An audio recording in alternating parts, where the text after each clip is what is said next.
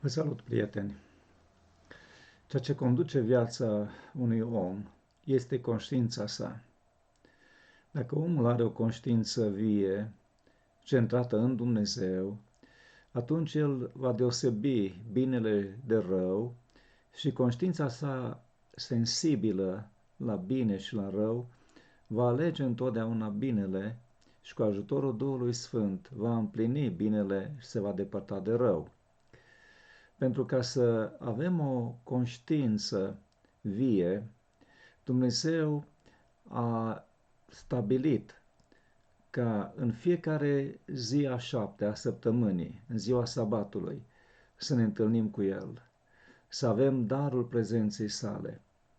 Iubirea dăruiește totul, dar dintre toate darurile mari ale lui iubirii este darul părtășiei, darul prezenței. De aceea, atunci la început, când Dumnezeu a încheiat lucrarea creațiunii, s-a uitat la tot ce a făcut și toate erau desăvârșite. Și spune în cuvântul lui Dumnezeu, astfel au fost sfârșite cerurile și pământul și toată oștirea lor. În ziua 7-a Dumnezeu și-a sfârșit lucrarea pe care o făcuse și în ziua 7-a s-a odihnit de toată lucrarea Lui pe care o făcuse. Dumnezeu a binecuvântat ziua 7-a și a sfințit-o, pentru că în ziua aceasta, s-a odihnit de toată lucrarea Lui pe care o zidise și o făcuse. Ziua 7-a, sabatul, sâmbăta, este o zi sfântă. Ziua aceasta a fost sfințită de Dumnezeu și pusă deoparte pentru ca în această zi omul să-și cinstească Creatorul, iar Creatorul să se bucure de prezența copiilor săi și să dăruiască copiilor săi care îl cinstesc, care îi sunt recunoscători pentru darul vieții, să le dăruiască darul prezenței sale, darul de care îngerii se bucură cel mai mult, darul cel mai minunat care poate fi prezența lui Dumnezeu. În cele 10 porunci, prin care Dumnezeu stabilește coordonatele conștiinței în bine și rău, în care Dumnezeu stabilește ce este bine și ce este rău, în legea morală a lui Dumnezeu, cele 10 porunci, în porunca 4 se spune: adu-ți aminte de ziua de odihnă ca să o sfințești, să lucrezi 6 zile și să-ți faci lucrul tău, dar ziua 7-a este ziua de odihnă închinată Domnului Dumnezeului tău, să nu faci nicio lucrare în ea, nici tu, nici fiul tău, nici fiica ta, nici robul tău, nici roaba ta, nici vita ta, nici străinul care este în casa ta, căci în 6 zile a făcut Domnul cerurile, pământul și marea și tot ce este în ele, iar în ziua 7-a s-a odihnit, de aceea a binecuvântat Domnul ziua de odihnă și a sfințit-o. Ziua 7-a, ziua sabatului, ziua sfințită și binecuvântată de Dumnezeu, sâmbăta, este o zi închinată lui Dumnezeu. O zi în care omul își cinstește Creatorul, recunoaște darul măreț al vieții, își exprimă recunoștința și adorarea pentru acela care i-a dat viață, îl susține și îl iubește așa de mult, încât pentru el, pentru salvarea lui, l-a dat chiar pe singurul său fiu care este deopotrivă cu el, adică pe Iisus Hristos, să moară pe cruce pentru păcatele noastre, pentru vina noastră, să îndepărteze astfel bariera dintre noi și Dumnezeu, zidul de despărțire, vinovăția noastră, și apoi Iisus s-a înălțat la cer și mijlocește acum pentru noi. Iisus este, de fapt, dătătorul sabatului.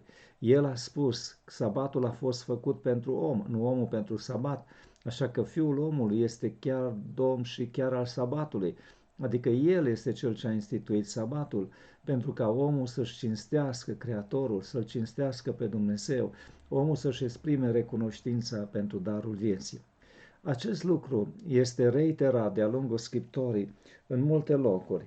De exemplu, în Levitic, capitolul 23, unde sunt stabilite sărbătorile anuale, care aveau rolul să descopere planul de mântuire a lui Dumnezeu. Afară, pe lângă aceste sărbători anuale, se spune în versetul 38, afară de acestea, să păziți sabatele Domnului și să vă aduceți darurile voastre Domnului, să aduceți toate jertfele făcute pentru împlinirea unei jurințe și toate darurile voastre făcute de bunăvoie, afară de sabatele, de sărbătorile anuale, care erau o umbră, era un simbol al lucrării de mântuire, care avea să încheie odată cu jertfa pe crucea Domnului Isus și cu revărsarea Duhului Sfânt. În afară de acesta, sabatul are o continuitate permanentă, sabatul este veșnic, sabatul continuă, de aceea se spune afară de acesta să păziți sabatul. Prorocul Neemia, pe vremea lui, el a făcut o reformă în poporul lui Dumnezeu, a schimbat multe lucruri în bine, dar la un moment dat poporul lui Dumnezeu în timpul acela, când Neemia era plecat, au călcat, n-au mai respectat sabatul și când s-a întors, spune Scriptura, Neemia a mustrat pe mai marii lui Iuda și le-am zis, ce înseamnă această faptă rea pe care o faceți pângărind ziua sabatului? Oare n-au lucrat așa părinții voștri și nu din pricina aceasta a trimis Dumnezeul nostru toate aceste nenorociri peste noi și peste cetatea aceasta? Și voi aduceți din nou mânia lui împotriva lui Israel, pângărind sabatul? Cei care nu respectă sabatul, ei nu-și dau seama de marea pagubă care o au, pentru că conștiința lor nu este 100% sănătoasă, nu este 100% vie. O conștiință vie, o conștiință sănătoasă este conștiința care se formează pe baza celor 10 porunci a adevărului lui Dumnezeu, pentru că legea este adevărul care arată ce este bine și ce este rău. Ieremia, care a trăit înainte de Neemia, a arătat despre cauza robiei, așa cum spunea și Neemia, cauza pentru care poporul din vechime a fost pedepsit, a fost să stea 70 de ani în Babilon, ani în care ei, de fapt, înainte de aceasta, n-au respectat sabatul.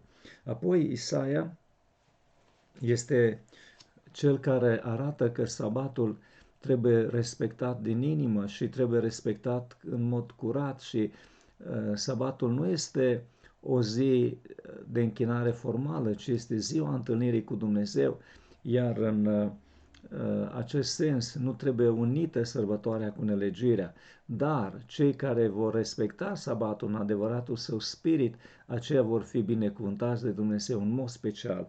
Așa spune în Isaia capitolul 56. Așa vorbește Domnul, păziți ce este drept și faceți ce este bine, căci mântuirea mea este aproape să vină și neprihănirea mea este aproape să se arate. Ferice de omul care face lucrul acesta și de fiul omului care rămâne statornic în el, păzind sabatul ca să nu-l pângărească și stăpânindu-și mâna ca să nu facă niciun rău. Străinul care se alipește de Domnul să nu zică, Domnul mă va despărți de poporul său, și famenul să nu zică, iată, eu sunt un copac uscat. Căci așa vorbește Domnul, famenilor care vor păzi sabatele mele, care vor alege ce mi este plăcut și vor stărui în legământul meu, le voi da în casa mea și înăuntru zidurilor mele un loc și un nume, mai bun decât fii și fiice. Le voi da un nume veșnic care nu se va stinge. Și pe străinii care se vor lipi de Domnul ca să-i slujească și să iubească numele Domnului pentru ca să fie slujitorii lui.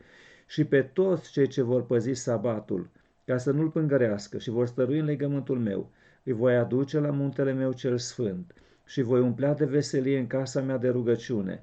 Ardele lor de tot, jertfele lor, vor fi primite pe altarul meu, căci casa mea se va numi o casă de rugăciune pentru toate popoarele. De asemenea, în capitolul 58 este dată o binecuvântare și o promisă o fericire pentru cei care păzesc sabatul. Dacă îți vei opri piciorul în ziua sabatului ca să nu-ți faci gusturile tale în ziua mea cea sfântă, dacă sabatul va fi desfătarea ta ca să sfințești pe Domnul, slăvindu-L, și dacă îl vei cinsti neurmând căile tale, neîndelenindu-te cu treburile tale și nedădându-te la flecării, atunci te vei putea desfăta în Domnul și eu te voi sui pe înălțimile țării, te voi face să te bucuri de moștenirea tatălui tău Iacov, căci gura Domnului a vorbit. De asemenea, prorocul Ezechiel arată că după căderea în păcat, că datorită stării de păcat, de pervertire în care este ființa umană, sabatul împlinește rolul de sfințire. De aceea se spune în cartea lui Ezechiel, în capitolul 20, versetul 12. Le-am dat și sabatele mele să fie ca un semn între mine și ei, pentru ca să știe că eu sunt Domnul care îi sfințesc. În părtășia cu Dumnezeu cunoaștem pe Iisus Hristos, cunoaștem caracterul Său și se împlinesc cuvintele Apostolului Pavel care spun că noi privim cu fața descoperită slava lui Iisus Hristos și suntem schimbați în același fel, din slavă în slavă, prin Duhul Domnului. Sabatul este ocazia în care omul privește la Isus, privește la Fiul lui Dumnezeu care a trăit o viață sfântă, o viață desăvârșită, o viață plină de bunătate, plină de milă, plină de compasiune, în care a biruit orice ispită și în final s-a lăsat răstignit, străpuns în piroane și pus pe cruce pentru ca să dea la o parte vinovăția, să fie pedepsit. El era străpuns pentru păcatele noastre, zdrobit pentru fără de legile noastre și pedeapsa care ne dă pacea a căzut peste el. Domnul Iisus însuși, când a fost pe pământ, obiceiul său, obișnuința sa era ca în ziua sabatului să-L cinstească pe Dumnezeu prin închinare, prin învățătură, mergând la sinagogă sau la templu. Iar apostolii au continuat această învățătură, această practică și Ioan, spune Scriptura, a primit cea mai importantă descoperire a viitorului, a cartea Apocalipsei în ziua sabatului, în ziua Domnului. De aceea se spune, în ziua Domnului eram în Duhul și atunci în ziua Domnului, singura zi despre care se spune că este ziua Domnului, este ziua sâmbetei, ziua sabatului, ziua binecuvântată și sfințită de la început, despre care Dumnezeu n-a spus niciodată că nu mai este sfântă și binecuvântată. De aceea, pe noul pământ, spune cuvântul lui Dumnezeu, în fiecare sabat și în fiecare lună nouă, adică la fiecare început de perioadă și la fiecare sfârșit de sabat, de săptămână, care sabatul este sfârșitul celor 7 zile ale săptămânii, cuvântul lui Dumnezeu spune că cei care vor fi mântuiți în fiecare sabat vor cinsti pe Dumnezeu, în fiecare lună nouă, în fiecare sabat, va veni orice făptură să se închine înaintea mea, zice Domnul. Această dorință a lui Dumnezeu de a avea părtășie cu noi va continua în veșnicie. Este darul cel mai minunat pe care Dumnezeu dorește să ne-l dăruiască, darul prezenței sale. Este ocazia noastră de a-L cinsti pe acela care este izvorul vieții, al fericirii, al mântuirii, care ne susține, care ne dă bucurii și ne dă tot ce avem nevoie, ne împlinește dorințele și ne ascultă rugăciunile, că este Tatăl nostru. Să clădim pe Isus.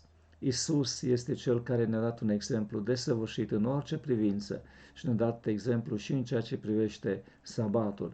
El a spus că n-a venit să strice legea, n-a venit să dea la o parte învățăturile legii și a prorocilor, ci să le împlinească. De aceea, oricine le va împlini și va învăța și pe alții să le respecte, va fi chemat mare în Împărăția lui Dumnezeu. Darul sabatului este darul minunat al părtășiei cu Dumnezeu, al sfințirii, al cunoașterii lui Dumnezeu, a transformării caracterului nostru, ocazia noastră de a ne închina, de a-L sfinți, de a-L cinsti pe Dumnezeu care ne-a dăruit viață, ne-a răscumpărat, ne susține și ne iubește ca pe lumina ochilor Săi.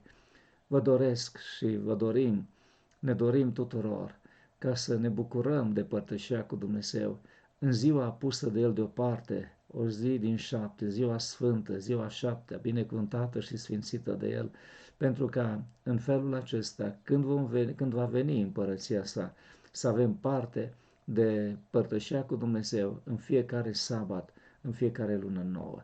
În fiecare sabat, zice Scriptura, orice făptură va veni să se închine înaintea mea, pentru că cea mai mare bucurie pe care o pot să o aibă cei care îl cunosc și îl iubesc pe Dumnezeu este să-și arate cinstea și respectul și recunoștința față de acelea care le-a dat viață și i-a răscumpărat cu sângele Fiului Său iubit. Vă doresc să avem această experiență cu toții. La revedere!